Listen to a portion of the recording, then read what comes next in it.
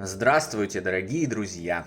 Я приветствую вас на новой лекции канала «Жизнь после жизни есть, я знаю», который посвящен доказательствам жизни после смерти и устройству потустороннего мира, куда каждый из нас попадает по завершении своего земного пути, где и воссоединяется с ранее усопшими родными и любимыми и продолжает бесконечное путешествие по нашей прекрасной и удивительной Вселенной. Сегодня мы разберемся в беспокоящем многих вопросе. Что же все-таки представляет собою наша жизнь на Земле? Предрешенную судьбу, которую невозможно обойти, или абсолютную свободу воли? Приступим. Мало есть на свете людей, которых не волнует вопрос смысла жизни на Земле. Этот вопрос мы задаем себе и окружающим на протяжении всей жизни, и далеко не всегда обнаруживаем ответ на него. Многим знакомо гнетущее чувство непонимания, зачем нужно вот это все, которое в свою очередь приводит к утрате радости жизни, печалям и депрессиям. Все дело в том, что ответ на этот вопрос невозможно найти в материальном мире. Его здесь просто нет. Он располагается в мире духовном. И расставить все точки над «и» в этом вопросе можно только открыв двери в потусторонний мир и узнав, как в нем все устроено. Ну или хотя бы увидев контуры этого огромного, прекрасного и невероятного мира. Открывая мир той стороны и продвигаясь в его изучении, узнавая о так называемой жизни после смерти и бессмертной природе любых живых существ, мы чудесным образом находим ответы на все вопросы. Избавляемся от противоречий, непонимания и страхов, ранее отравлявших нашу жизнь. Все, наконец, становится стройно и ясно. Больше всего в поиске смысла наших жизней нас волнует, предрешены ли события, через которые мы проходим на Земле, и наши поступки. Или душа обладает абсолютной свободой воли и сама пишет свое пребывание в плотной материи, может выбрать тот или иной путь, изменить его и избежать страданий и испытаний. Изучая огромный массив данных о нашей вечной жизни на разных ее отрезках, земном и потустороннем, ссылки на источники которого я предоставил вам в нашем телеграм-канале, я пришел к следующим выводам. Ответ на этот вопрос не предусматривает категоричности и какой-то одной грани. Нашим великим Отцом, Творцом Вселенной, все устроено очень умно и мудро. Работают оба варианта. С одной стороны, душе дана абсолютная свобода воли принимать любое решение в любой ситуации и действовать так, как ей заблагорассудится. С другой, предопределен некий перечень событий и набор ситуаций, в которые воплощенная душа обязательно попадет во время своего земного отрезка существования. Причем не обязательно все события из этого набора непременно случатся. В зависимости от выбора человека в одном событии может отменяться другое, или наоборот появляться еще два. К примеру, вы свободны решать, как вы поступите, попав в авиакатастрофу.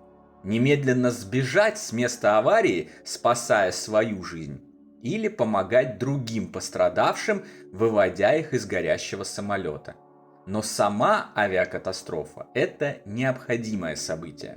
Необходимое в смысле необходимое. То есть его не обойти, и в него придется попасть в любом случае. Не сейчас, так через месяц.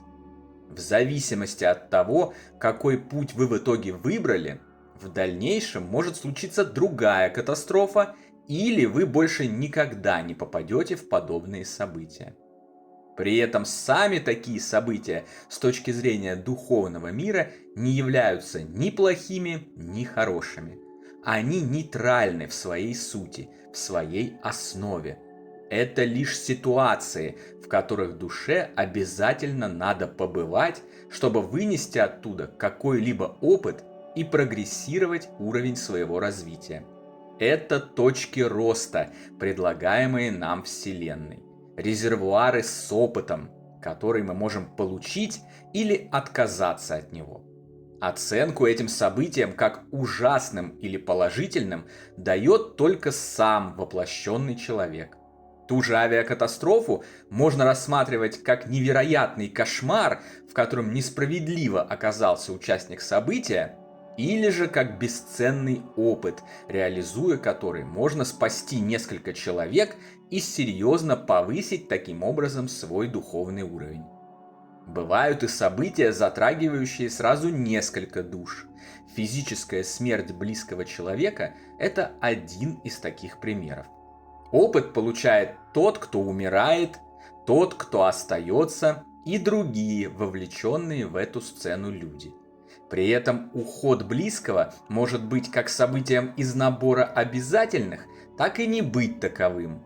Сама по себе смерть нейтральна, это просто обыкновенная часть жизни. И только мы сами определяем ее влияние на нашу душу. Впадаем в депрессию, отчаяние и бесконечную печаль, или радуемся за завершившего непростой отрезок материального существования человека, принимаем этот опыт с благодарностью как возможность для роста. Наша жизнь похожа на заплыв по широкой реке. Нам необходимо преодолеть некое расстояние вдоль этой реки, в которой встречаются камни, бревна, водоросли и бурные течения. Но мы вправе сами выбирать, ближе к какому берегу мы будем плыть. Один берег – это добро, в нем больше бревен и водорослей. Другой – зло, в нем меньше. Дистанцию рано или поздно преодолеют все без исключения, но вот рядом с каким берегом они окажутся на финише, решают только они сами. Это и есть ответ на поставленный в заголовке лекции вопрос. Любое событие на нашем жизненном пути – это нейтральная точка роста, возможность к развитию. Дойдя до такой точки, мы посредством реализации данной нам свободы воли выбираем, остаться нам людьми и устремиться ли к росту через добрые поступки, пойти легким путем и совершить зло, или же вовсе остаться без движения из-за отчаяния, печали, депрессии и отказа от жизни. Исходя из этого, никакой судьбы в привычном нам понимании нет. Человек совершенно свободен в своем выборе, тем самым определяя свою дальнейшую жизнь как в теле, так и в духе. Судьба есть только в части определенного набора реперных точек на протяжении жизни, в каждой из которых человек может повернуть свою жизнь так, как сам того захочет. Судьба – это бревна и водоросли в реке, но действия пловца только в его власти. Вроде бы все просто. Вот жизнь, вот обязательные точки роста, раскиданные по ней. Не ищи легких путей. Выбирая решение, руководствуйся принципом «не навреди никому», оставайся ближе к берегу добра, и все будет хорошо. Не так уж и просто. Привыкшие мыслить категорично, многие пытаются все упростить до состояния одиночной молекулы. Оправдать любой свой выбор, включая ошибочный и злой. Привести все к простой и понятной системе, все так, как должно быть. Например, те же аборты или убийства, такие в кавычках просветленные эзотерики, оправдывают тем, что они должны были случиться, чтобы души, вовлеченные в события, получили тот или иной опыт. Они называют это программой. Это подмена существующих понятий. На самом деле никаких предначертанных программ поступков людей нет, иначе мы бы были не свободными душами, а зомби, которыми управляет странный, заигравшийся в детские игры бог. Но это не так. Убийство всегда останется добровольным выбором воплощенного человека, добровольным актом зла, как любое насилие и жестокость. И никакие земные оправдания не помогут избежать действия вселенского закона возвращения приложенной негативной силы к ее отправителю. Очень важно понимать разницу между ситуацией и поступком в ней, между самим событием и выбором, как в нем действовать. Нежелательная беременность – это ситуация, аборт – это выбор действия в ней. Но выборов всегда несколько. Сохранить неожиданного ребенка, несмотря на трудности, это тоже выбор. Просто другой, более сложный, но зато и ведущий к развитию и увеличению уровня любви и света в душе. Так вот, программа – это только возникающие ситуации, но выбор действия в них всегда свободен и зависит только от самого человека. Ваш выбор никогда не является программой. Если кто-то убеждает вас, что сделанный аборт – это предрешенная программа, совершенное когда-то убийство, нанесенная кому-то обида или любое другое причиненное кому-либо зло – это программа, это не более чем оправдание. То, что люди идут по пути оправданий своих злых поступков – это очередная ошибка. С одной стороны, их можно понять. Жить с чувством вины невыносимо. Хочется избавиться от него любыми средствами и способами. С другой, на самом деле, оправдания злым поступкам и любым другим ошибкам не требуются. Чтобы избавиться от чувства вины, необходимо просто принять ошибки как бесценный опыт, простить себя за них и никогда больше не повторять, вместо них неизменно выбирая не всегда простой путь добра. Это и будет огромной частью искупления за совершенное. Сара Коннор уже лет 30 как накорябала на столе в доме своего мексиканского родственника известную надпись «No Fate» или по-русски «Судьбы нет» в фильме «Терминатор 2. Судный день». Немногие знают, но полностью эта прекрасная американская поговорка звучит как «No fate, then what we make», что в переводе означает «судьбы нет, кроме той, что мы творим сами». Эти несколько слов и есть квинтэссенция всего того, что я вам только что рассказал. Обратите внимание, что эта истина появилась в фильме одного из великих учителей, который сейчас оперирует на Земле, Джеймса Кэмерона. Некоторые зрители и слушатели ехидно посмеиваются, когда я указываю на тех или иных современных святых и великих учителей.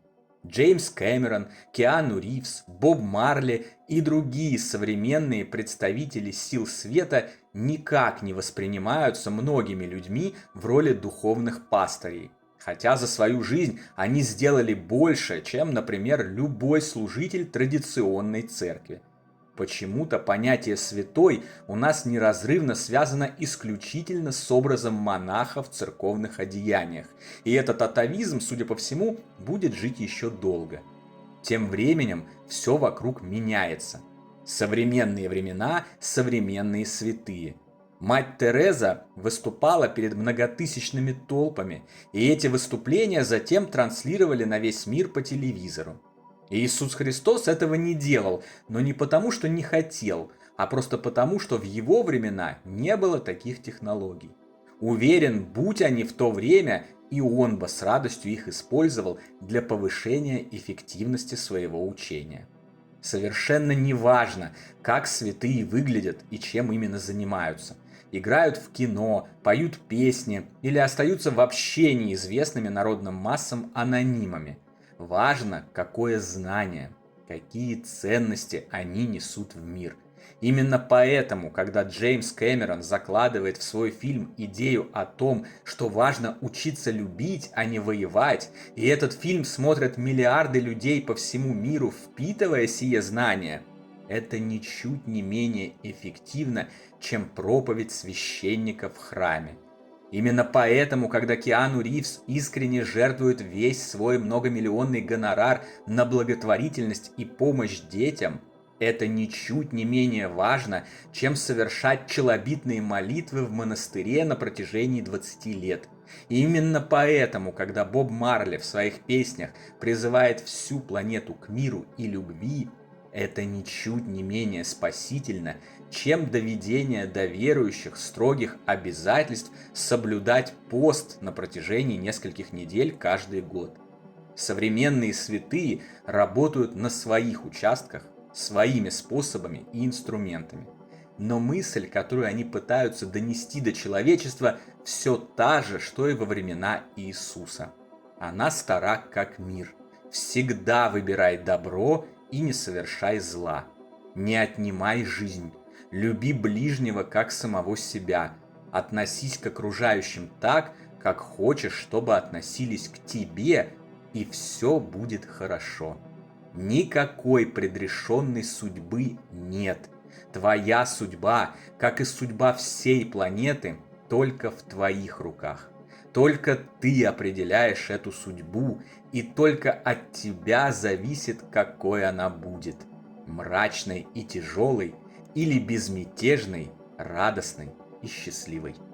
На сегодня это все, дорогие друзья. Дополнительную интересную и полезную информацию за пределами лекций, ответы на ваши вопросы о жизни после смерти в целом и по этой лекции в частности, а также познавательные статьи о потустороннем мире вы найдете в нашем телеграм-канале. Ссылка на него, как всегда, в описании видео и на экране. Добро пожаловать! Встречаемся на новой лекции здесь же, на нашем YouTube-канале.